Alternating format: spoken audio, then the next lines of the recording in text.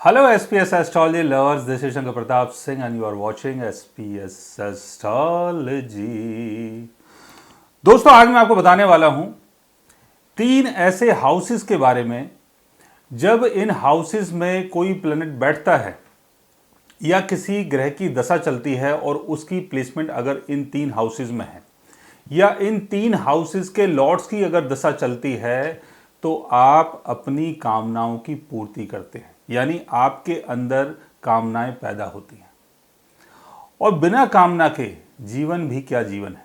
अगर आप जन्म लेके यहाँ पर आए हैं तो कामना की पूर्ति कीजिए, अदरवाइज कामना की पूर्ति अगर नहीं होगी और मन के अंदर अगर कामनाएं बची रह जाएंगी तो आपका जो जन्म है वो फिर दोबारा से होगा, यानी बार बार होगा।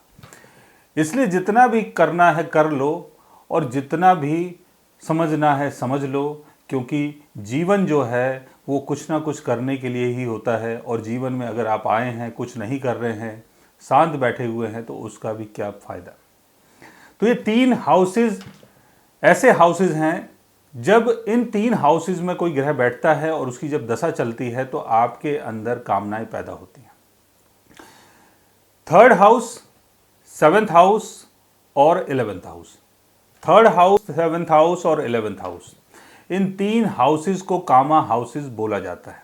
इसलिए जब इन 3 हाउसेस में अगर राहु की प्लेसमेंट होती है तो बोला जाता है कि राहु यहाँ पर बहुत अच्छा रिजल्ट देता है, क्योंकि इंसान राहु के कारण कामनाओं की पूर्ति कर पाता है। क्योंकि राहु आपके डिज़ायर को एम्पलीफाई कर देता है और ज़्यादा इच्छाओं को भर देता है। और जब राहु की दशा चलती है तो आप अपनी कामनाओं के पीछे लग जाते हैं, यानी कुछ ना कुछ आपको चाहिए।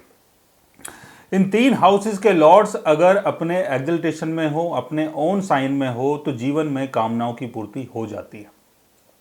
इन 3 हाउसेस के लॉर्ड्स अगर वीक पोजीशन में होते हैं, जैसे अपने डब्लिटेशन में होते हैं, रेट्रोगेशन में होते हैं या कंबशन में होते हैं, तो कई बार कामनाओं की पूर्ति में बाधा आती है।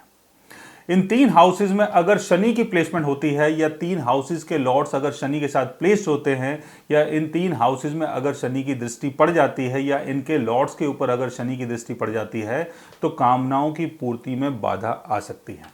इन 3 हाउसेस में अगर केतु की प्लेसमेंट होती है तो कामनाओं की जो पूर्ति है वो बहुत ही अर्ली एज में हो जाती है और कई बार आप जो हैं अपनी कामनाओं से मुक्त हो जाते हैं, यानी कामनाओं की पूर्ति हो गई।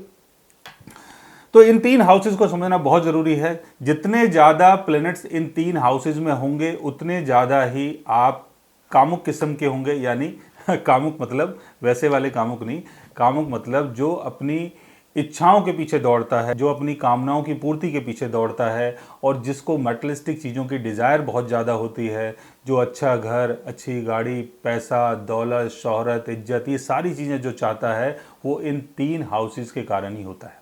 यानी जितने ज़्यादा ग्रह इन 3 हाउसेस में बैठते हैं उतना ही इंसान अपनी कामनाओं की पूर्ति के पीछे दौड़ता रहता है।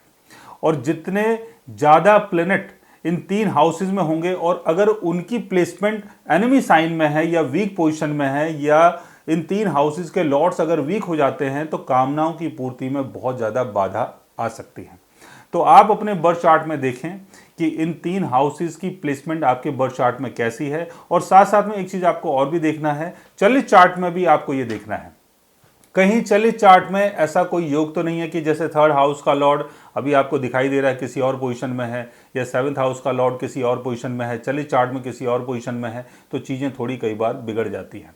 और मून चार्ट में भी ये 3 हाउसेज आपको देखने हैं, 3rd हाउस, 7th हाउस और 11th हाउस।